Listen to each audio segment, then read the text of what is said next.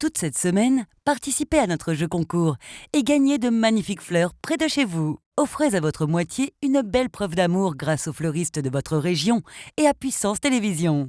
Tentez de gagner un bouquet de fleurs chez l'un de nos partenaires. Mélifleur à Joinville, le bar à fleurs à Bar-le-Duc, Claire Fleur à Vitry-le-François et Raphaël Fleur à Saint-Dizier. Pour participer, rendez-vous sur notre page Facebook, notre site internet ou sur notre application mobile. Jeu concours organisé du 8 au 12 février, voir règlement du jeu concours pour plus d'informations. Une fusion semble se dessiner entre le centre hospitalier de Saint-Dizier et le centre hospitalier de la Haute-Marne. Le syndicat EFO est contre cette décision.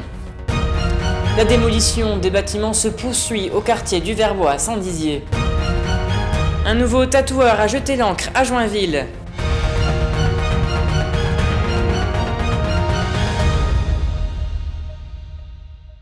Bonsoir à tous, bienvenue dans votre journal du mardi 9 février 2021 et ouvrons cette édition avec la possible fusion entre le centre hospitalier de Saint-Dizier et le centre hospitalier de la Haute-Marne.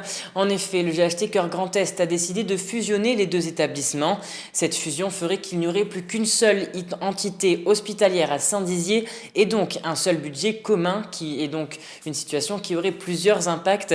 En effet, les syndicats ont notamment peur des suppressions de postes dans les métiers des services de support, agents d'entretien, ressources humaines ou encore secrétaires. La fusion ne peut avoir lieu que si les conseils de surveillance des deux hôpitaux votent chacun à majorité.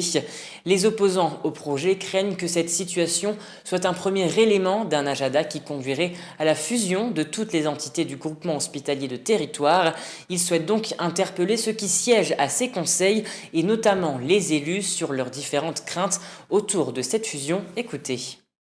Réunis ce jour en intersyndicale pour alerter la population et les élus sur les méfaits qu'engendrerait une fusion, notamment le fait qu'on ne garantirait absolument pas l'étanchéité des budgets qui sont dédiés à la psychiatrie et de l'autre côté la médecine chirurgie obstétrique. La tentation serait grande, entre guillemets, de réduire l'offre de santé en Haute-Marne d'un point de vue santé mentale. Mais au jour d'aujourd'hui, force est de constater que quand on est, même si on n'est encore pas fusionné, quand ça s'est produit sur notre établissement, on a déjà eu des postes de supprimés et quand on demande sur quel poste de soignant ça a été réinjecté, on attend toujours la réponse. Si les deux établissements sont fusionnés, donc il y en aura un qui sera absorbé, je pense que ça sera le nôtre, le centre hospitalier de la Haute-Marne,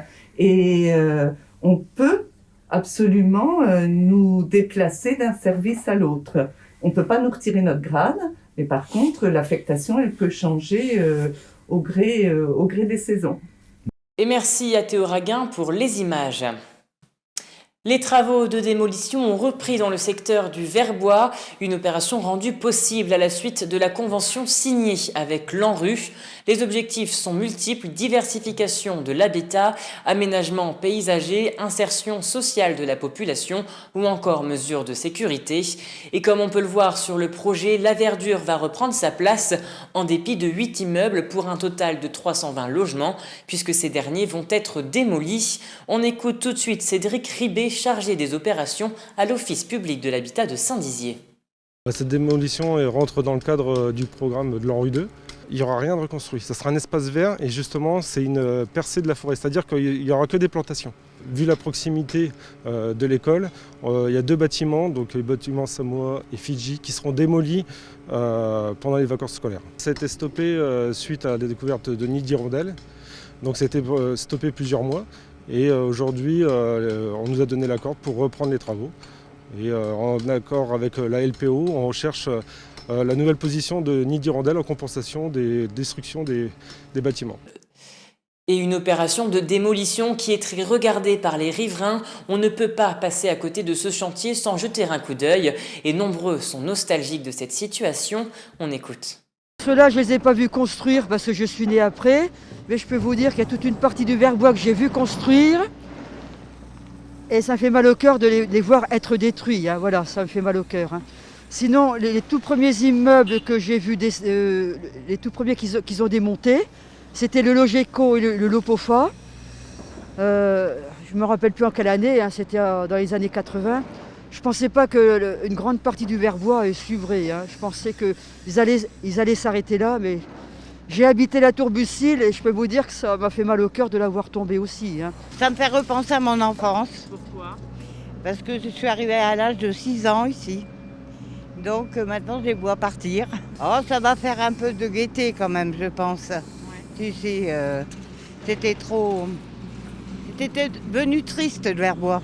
Très triste. Oui. Alors j'espère qu'ils vont nous faire quelque chose de bien. Et on poursuit cette édition avec l'image du jour. Hier, nous vous annoncions l'abattage des arbres rue de la Loubère à Saint-Dizier. Aujourd'hui, c'est désormais chose faite, comme on peut le voir sur cette photo.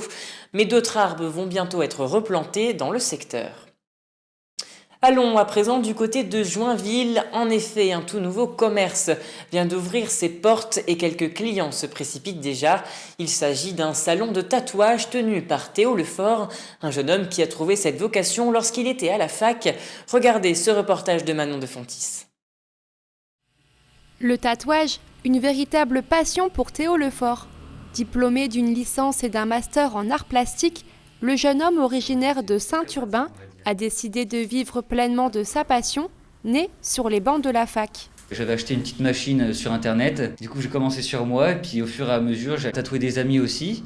Et en revenant dans le coin, je me suis dit que pourquoi pas en faire sa passion, son métier. Du coup j'ai continué à tatouer de temps en temps et puis j'ai vraiment commencé à avoir de la clientèle et du coup j'ai ouvert par la suite. Ouvert depuis décembre dernier, le salon de tatouage Tamanoir Tattoo accueille déjà de nombreux clients. Il me faudrait un petit peu dans le style que tu fais, tu sais, au niveau des petites feuilles. Ouais, des petits feuillages. Ouais, des petits feuillages, des petites olives, des petites... Naturel quoi. Voilà. Nature. Camille, également tatoueuse, s'est laissée tenter par un 42e tatouage. Là, je me suis fait faire un petit scarabée. René le scarabée, on va lui donner des noms parce que c'est plus sympa. On en fait un et après on n'arrive plus à s'arrêter. Le jeune tatoueur, réputé pour sa douceur, a sa propre touche d'originalité. Il dessine un animal tout droit sorti de son imaginaire, le Dahu. Plus généralement, je suis vraiment un peu dans tout ce qui est un peu pop culture, tout ce qui est manga, Disney, anime, tout ce qui est animé. Mais après, c'est vrai que je refoule pas de clients, je prends un peu tout ce qui vient. Théo a déjà d'autres projets en tête pour les mois à venir. Il espère pouvoir accueillir prochainement des confrères issus de France et de Belgique afin d'en faire profiter les Joinvillois. Et c'est la fin de cette édition. Merci à tous de l'avoir suivi. Dans un instant, la météo de demain. Toute l'actualité qui vous concerne, à voir et ou à revoir, dès maintenant sur puissancetélévision.fr et sur notre application mobile.